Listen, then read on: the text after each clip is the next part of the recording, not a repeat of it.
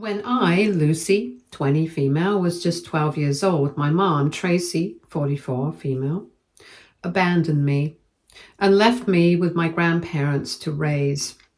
It happened less than a year after my dad passed away from cancer. Losing my dad was already hard enough. He had been sick for a while, and even though I knew things weren't looking good, I still believed he would somehow get better. I didn't want to believe that my dad could actually die, but he did. The house felt empty without him. My dad had always been the one who made things feel safe. He was the one who tucked me in at night and read me stories, even when I told him I was too old for them. He made pancakes every Sunday, stacking them into towers just to make me laugh. After he died, all of that was gone. My mom didn't know how to comfort me, or maybe she didn't want to. I don't know. All I know is that she stopped trying. For months, I felt like I was walking around in a fog. I would cry at night, wishing my dad could somehow come back. And through it all, I held on to the idea that at least I still had my mom. Even if she wasn't the same after dad died, she was still there. I told myself that things would get better and that she just needed time. But then one day she sat me down and told me I was going to live with my grandparents. At first, I didn't understand. I thought maybe it was temporary, like I'd just been spending a few weeks with them while she sorted things out. But she made it clear that this wasn't a visit. This was permanent. She wasn't coming back for me. I begged her not to leave me. I cried and promised I'd be good. I told her I'd clean my room without being asked and that I'd do all my homework and that I wouldn't bother her if that's what she wanted. But none of it mattered. She had already made up her mind. After she left me at my grandparents' house, I called her constantly. I would sit by the phone and dial her number over and over, just hoping she'd pick up.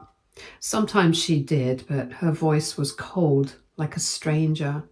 She told me to stop calling. She said I was making things harder for her and that I needed to accept things and move on. I didn't understand why she was acting like this. I knew she was sad about my dad, but I couldn't figure out why she didn't want me anymore. I thought maybe she blamed me for his death somehow, even though that didn't make sense.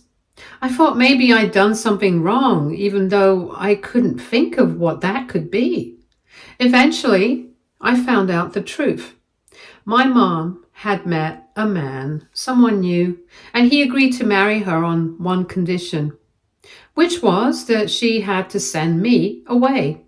He didn't want to raise another man's kid. And just like that, she chose him over me.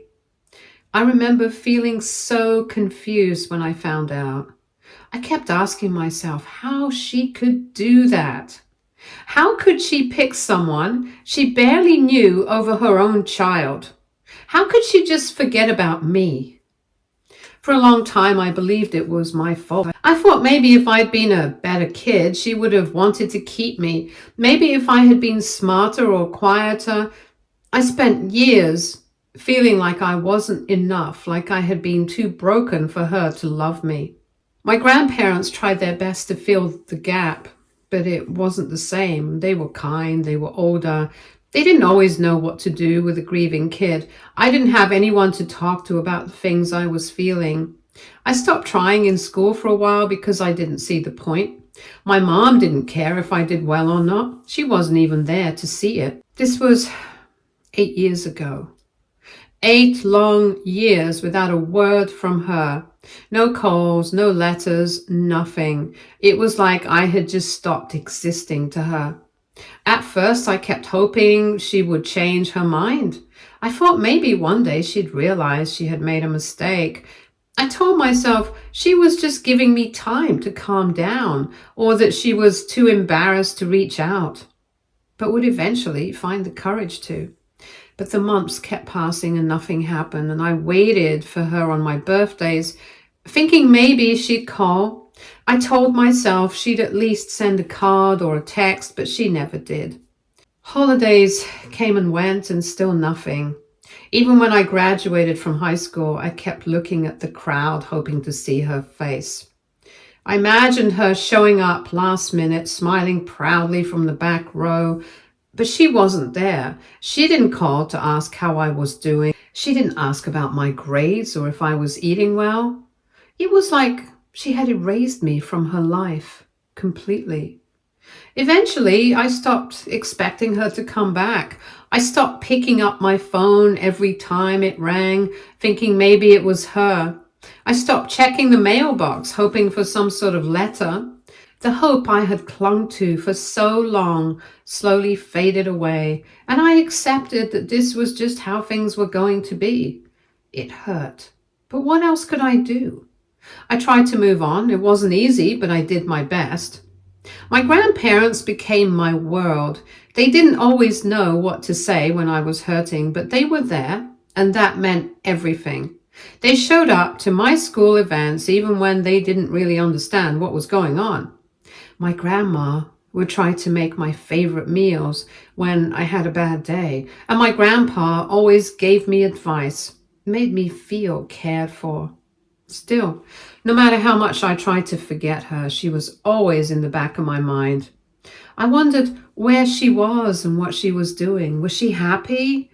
Did she ever think about me? Did she regret what she had done? Sometimes I would lie awake at night thinking about her.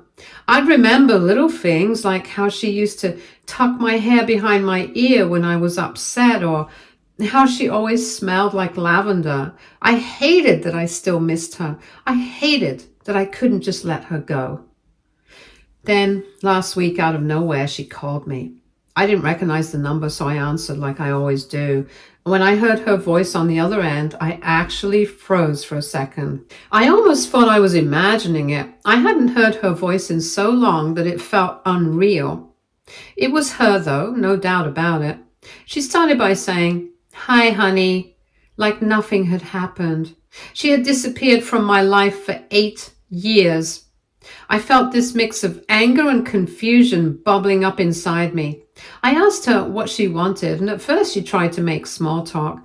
She asked how I was, and I couldn't believe it. After 8 years of silence, that was her first question. How was I? I told her I had nothing to say to her. I was so angry I couldn't even think straight. All those years of pain came rushing back all at once. The nights I cried myself to sleep. The times I wondered if I wasn't good enough. It all hit me in that moment. I told her she didn't get to just walk back into my life like this. But then she said it was important. She said it was a matter of life and death. That stopped me cold. For a second, I didn't know what to say. As much as I wanted to hang up the phone and forget she ever called, I couldn't. I kept thinking, what if something really is wrong? So I agreed to meet her. I met her at a cafe. When I walked in, I spotted her right away. She looked older, of course, but more than that, she looked tired. There were dark circles under her eyes, and her hair looked thin and dull. For a second, I almost felt sorry for her. She smiled when she saw me, like she was actually happy to be there. I didn't smile back. I sat down across from her, and for a moment, neither of us said anything. I just stared at her, waiting for her to explain herself. Eventually, she broke the silence. She asked me how I was doing. Like before, I couldn't believe that was her first question.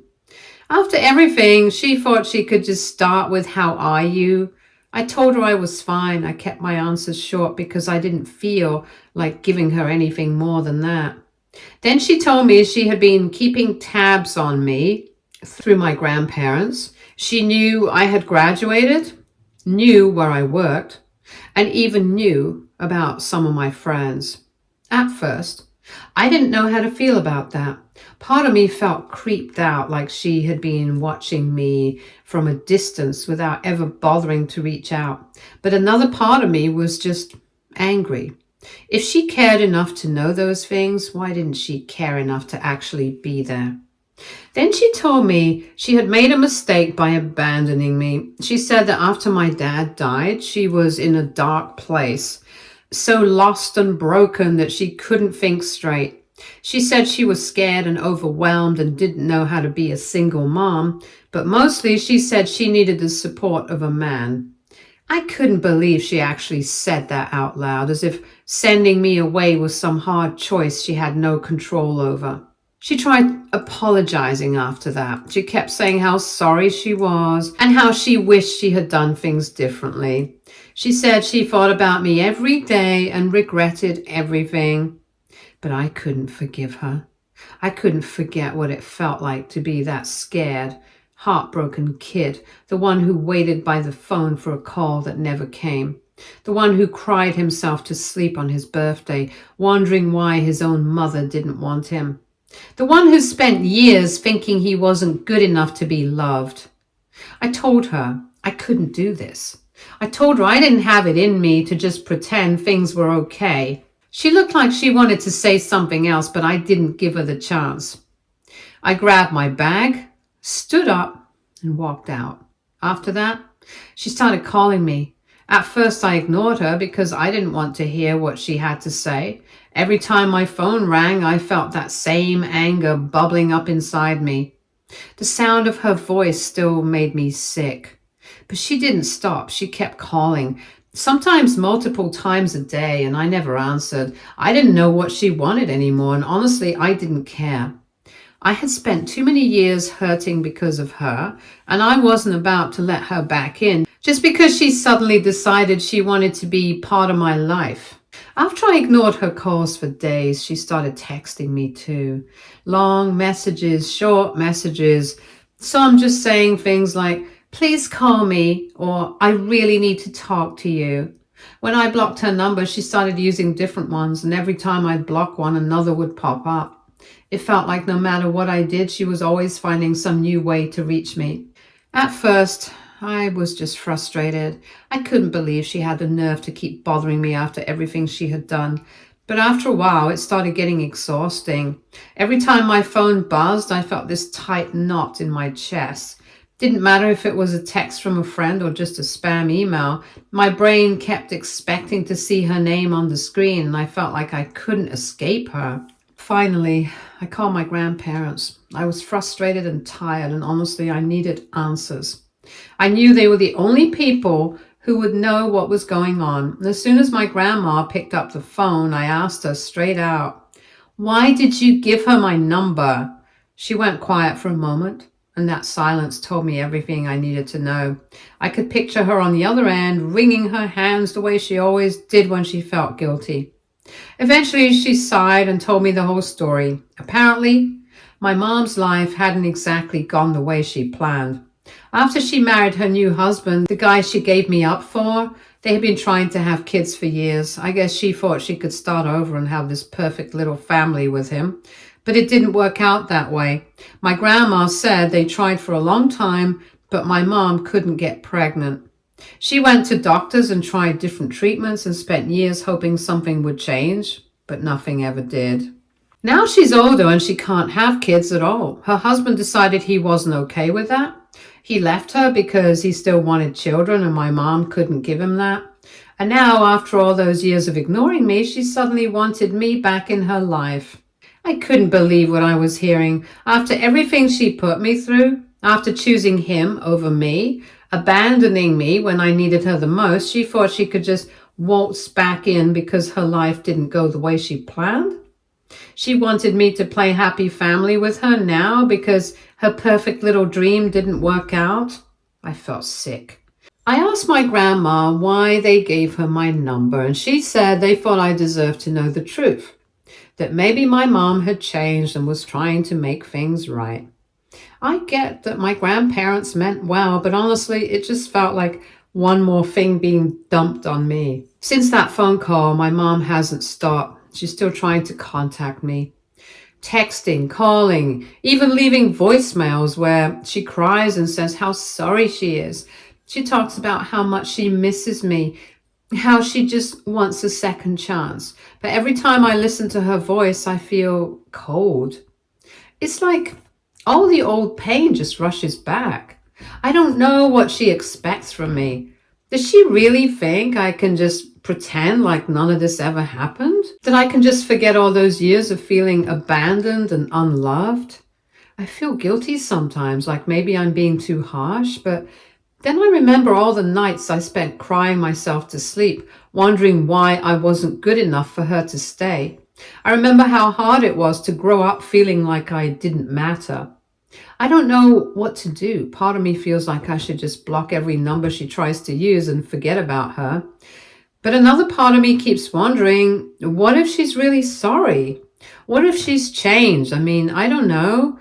I feel so confused, and honestly, I'm just tired of it all. What would you do if you were me?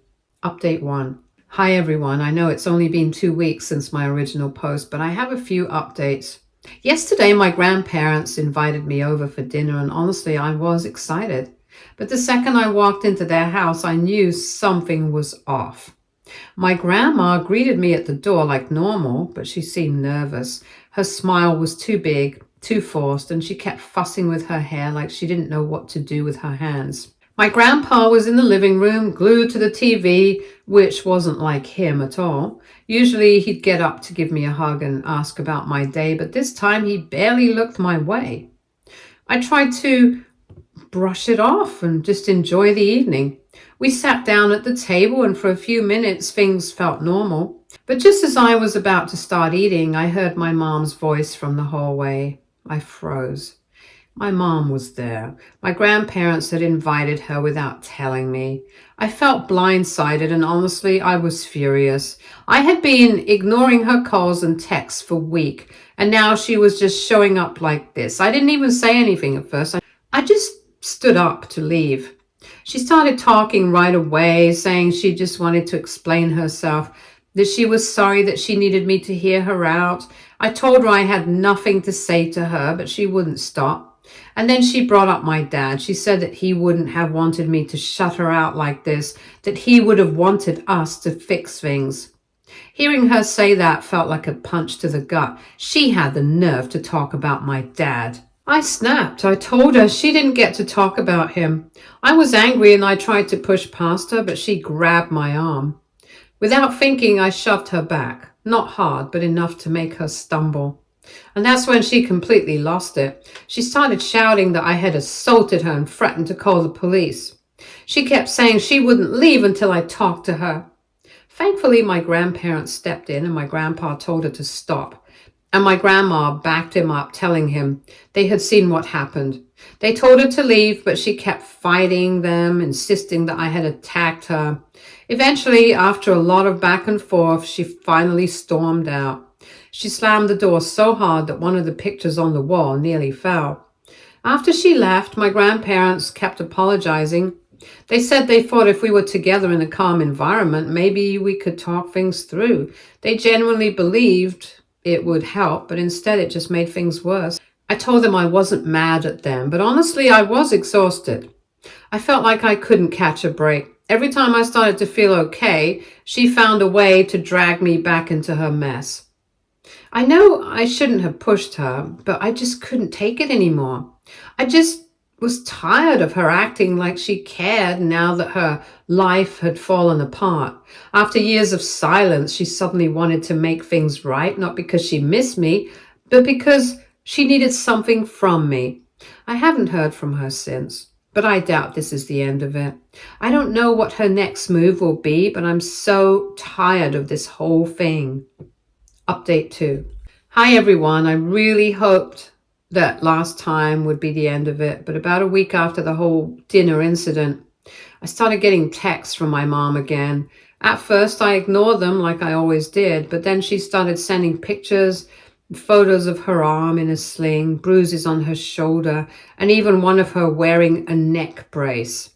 She claimed that I had seriously injured her when I attacked her at my grandparents' house.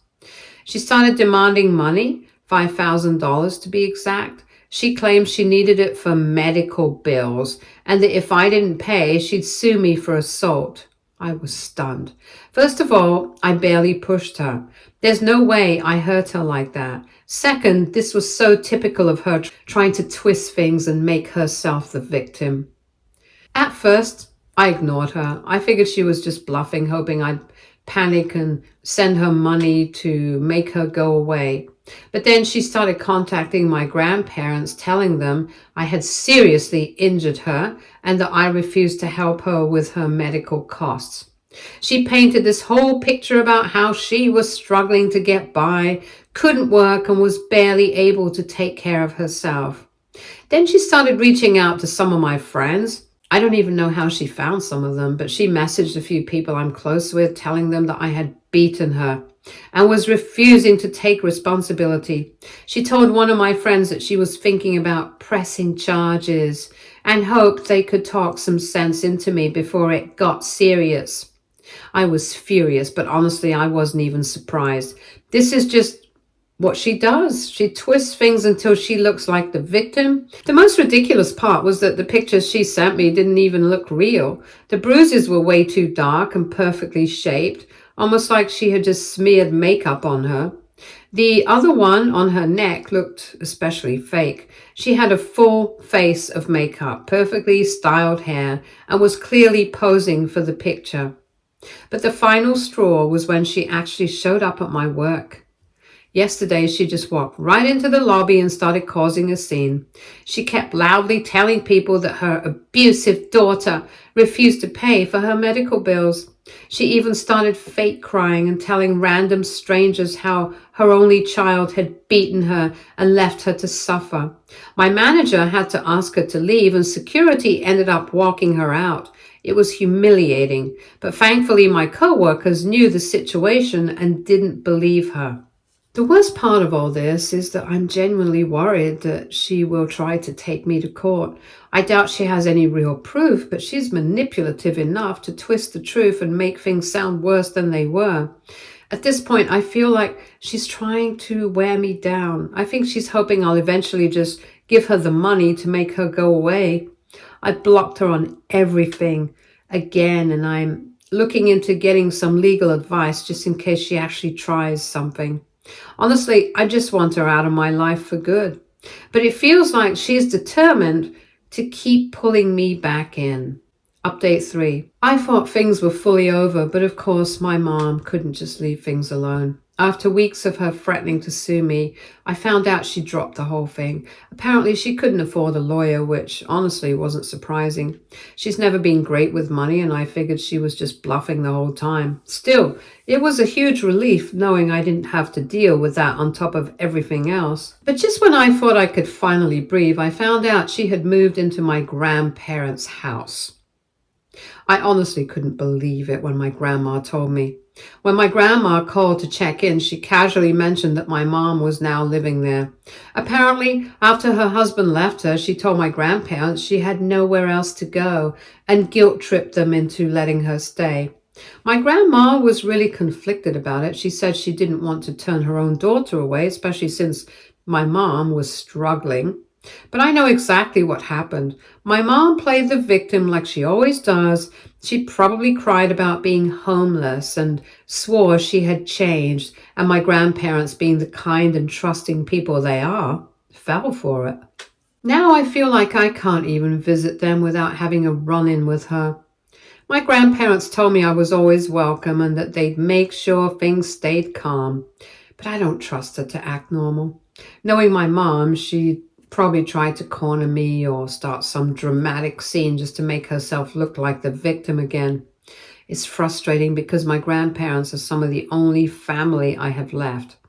They've been there for me when no one else was, and now I feel like she's trying to take that from me too.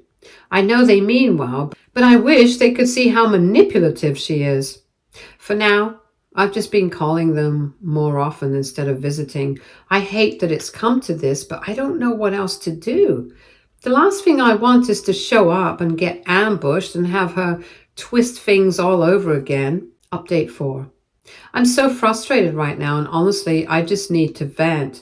After my mom moved in with my grandparents, I kept hearing bits and pieces about how things weren't going great. At first, my grandparents didn't say much. They just brush things off or say she was going through a hard time. But I knew something was wrong. Eventually, I found out what was really happening. My mom hasn't even tried to get a job since she moved in. Instead, she's been relying on my grandparents for everything, including food, gas, clothing, you name it. And of course, she's constantly borrowing money from them. I say borrowing, but we all know she's never going to pay them back. My grandma told me that my mom promises just getting back on her feet, but it's clear she's just taking advantage of them. It makes me so angry because my grandparents are retired and living on a fixed income. They aren't struggling yet, but they've been very careful with the money. Seeing her treat them like her personal ATM makes my blood boil. I tried talking to them about it. I sat them down and explained that she was just using them and that she wasn't even trying to get her life together. But they kept defending her. My grandma said she was family and that they couldn't just throw her out. My grandpa admitted he was frustrated, but he said they were just trying to give her a chance. I felt like I was banging my head against a wall. No matter what I said, they just wouldn't listen. Then, about a week ago, everything finally came to a head. One night I got a call from my grandma and I could tell right away that something was wrong. She told me that my mom had been dropped off at her house by a police officer. Apparently, she had been drinking somewhere and caused a scene. I don't know all the details, but the officer ended up driving her home because she was too drunk to get herself there. That was it for my grandparents. My grandpa, who's usually the calmest person I know, had finally had enough. The next morning, they told my mom that she had 1 month to figure out where she was going to live.